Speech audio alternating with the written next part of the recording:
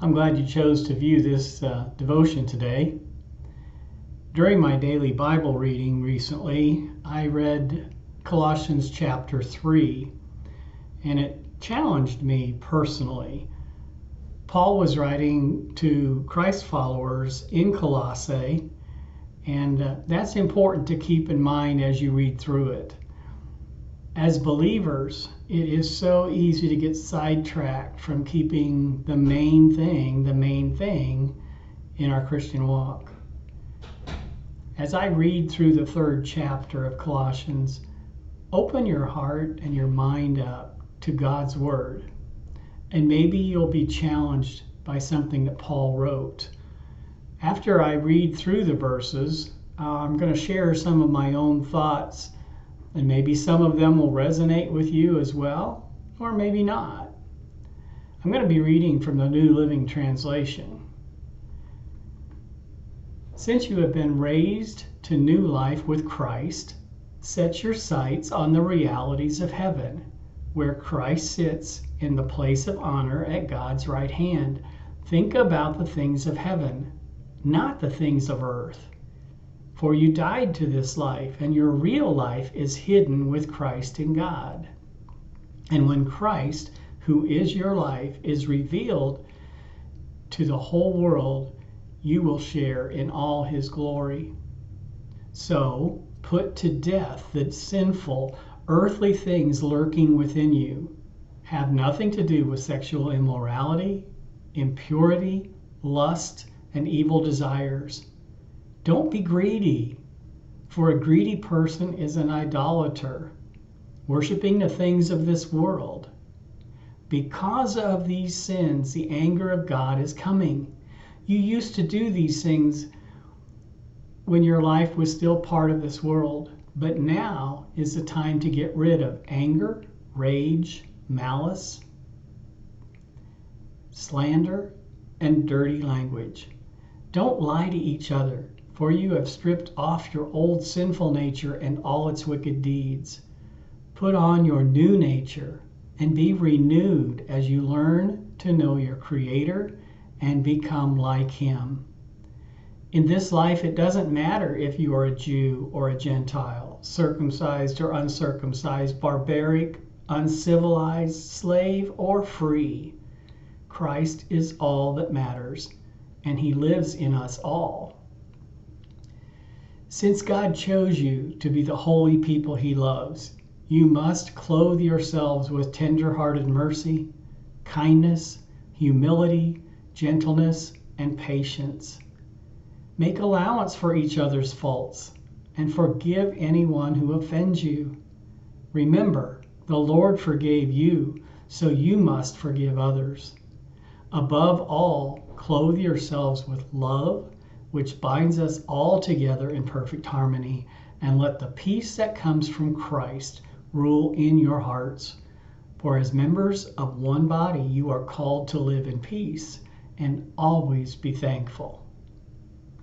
You know, Paul said a lot in 15 verses of chapter 3. When I read this a few days ago, one of my challenging thoughts was, how much have I spent time thinking about the craziness of this year? No doubt it has been and continues to be a very strange and difficult year. Paul basically tells us in the first 4 verses that if we are Christ followers, we are to set our sights on the realities of heaven, and he says, think about the things of heaven, not the things of earth. I spent a lot of time thinking about the situations all around me, and not near as much time as I should have about the things of God, or as Paul puts it, the realities of heaven. In verses 5 through 11, Paul goes into great deal of the things that we are to get rid of in our lives. He uses very strong words like put to death the sinful earthly things lurking within you and have nothing to do with. He gives us a long list of sins and behaviors that are unfortunately pretty common all around us every day. Some of the things on that list may not be an issue for you, and that's great, but some probably are. I know I am challenged personally by a couple of the things on that list. The idea is that Paul is trying to get across in a very strong way is our need to always strive to eliminate our old ways and replace them with God's ways. It's a lifelong process, but a necessary and a continuous one. Paul immediately follows up his list of things to eliminate from our lives with a list of things that we are to replace them with. He understands the principle that if you get rid of some bad thing in your life, you need to place something good in your life to take its place. That idea is seen all throughout the Bible.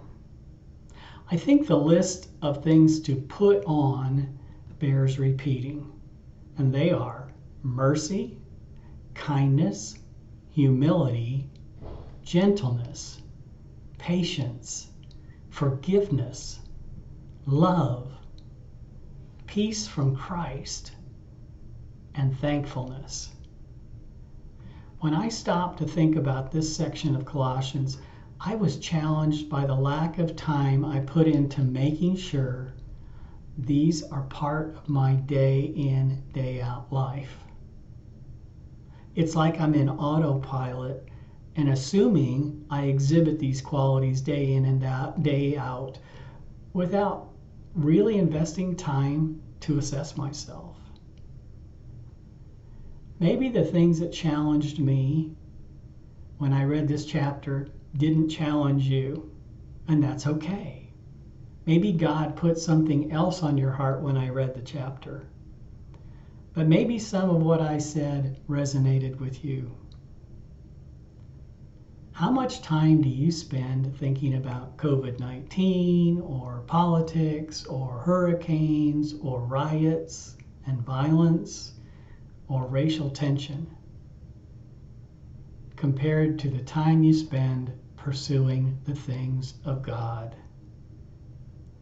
You know, I'm going to leave you with another verse that means a lot to me, and it is Romans chapter 12, verses 1 and 2, and that reads, I appeal to you, therefore, brothers, by the mercies of God, to present your bodies as a living sacrifice, holy and acceptable to God, which is your spiritual worship. Do not be conformed to this world, but be transformed by the renewing of your mind, that by testing you may discern what the will of God is, what His good and acceptable and perfect. You know, verse 2 talks of this lifelong process. Listen to that again. Do not be conformed to this world, but be transformed by the renewal of your mind. It's a process. It's a lifelong process. May God bless you on your transformation journey.